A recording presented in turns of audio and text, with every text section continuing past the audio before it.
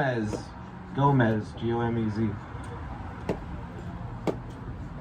Alright, so usually I come out on stage with a puppet. I'm gonna try my first time just doing straight stand-up for you guys.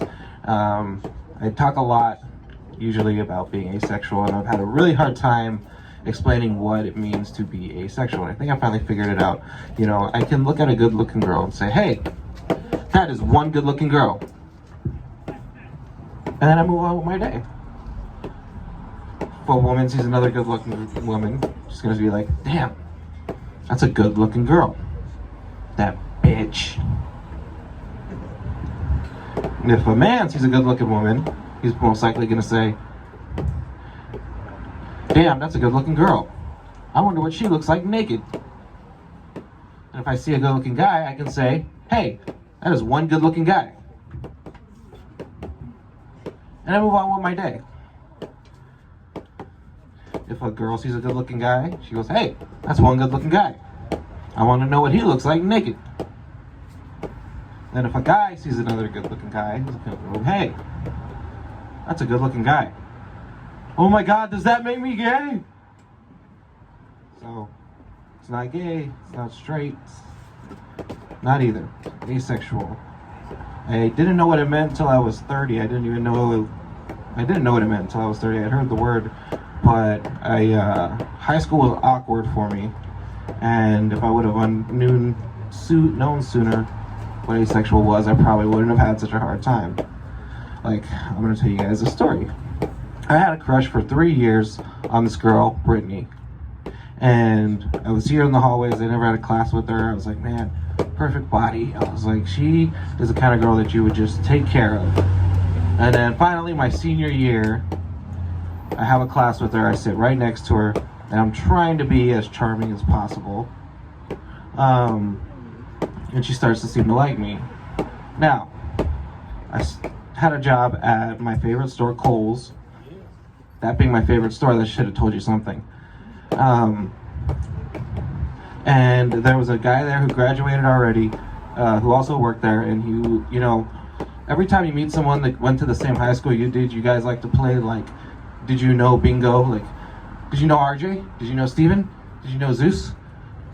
So he's playing Did You Know Bingo with me. He's like, oh, do you know Brittany?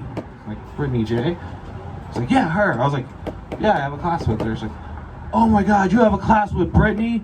And I'm thinking, yeah, I do. And I'm getting to know her. And I'm going to watch Disney movies on a Saturday night with her. And my friend looks at me and he's like, dude, that girl is such a slow. And my heart went, oh.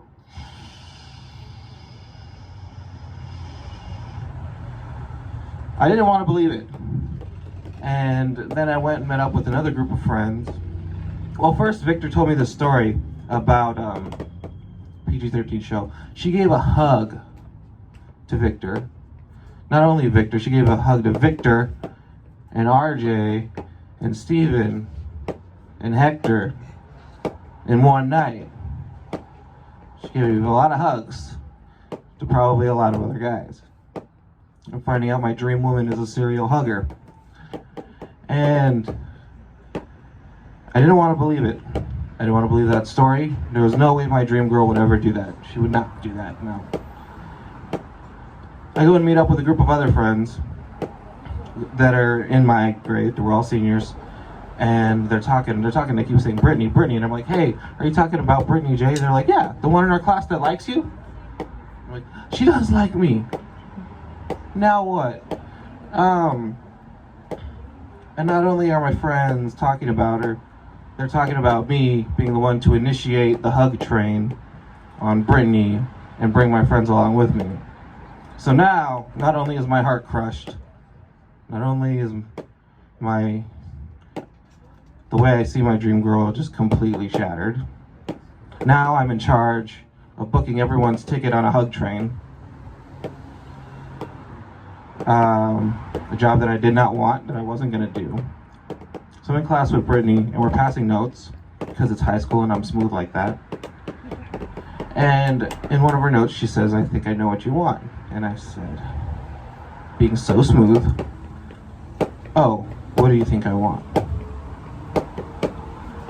And she said, "How about a kiss in the bathroom?" And I told this story to a lot of guys, and every single guy has said, "Hell yeah!" And of course, me being me, you know what I said. I told her, "I don't think I want my first kiss to be in the school bathroom."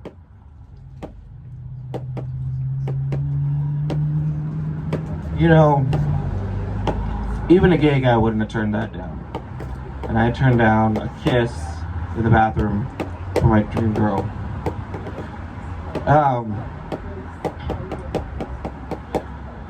So I think that explains a lot about the way I approach relationships and dating. And then what I've learned through Facebook support groups is that, you know, everybody's got a Facebook group for everything. So I found a Facebook group for asexual people. And we started talking about childhood memories.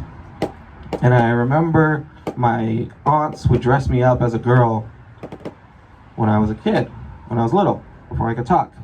Flash forward, I wanted to be the yellow Power Ranger for Halloween. Now there are 6 Power Rangers. There's 4 male Power Rangers and 2 female Power Rangers. I pick one of the 6 that's a woman. My whole family that entire time is like, "Is Sergio okay?"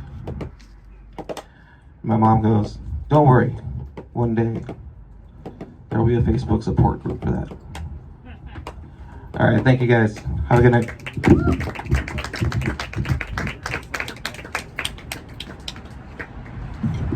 Keep it going for Sergio, who needs a lesson in handwriting, because you look at your M and it's not an M, it's an N.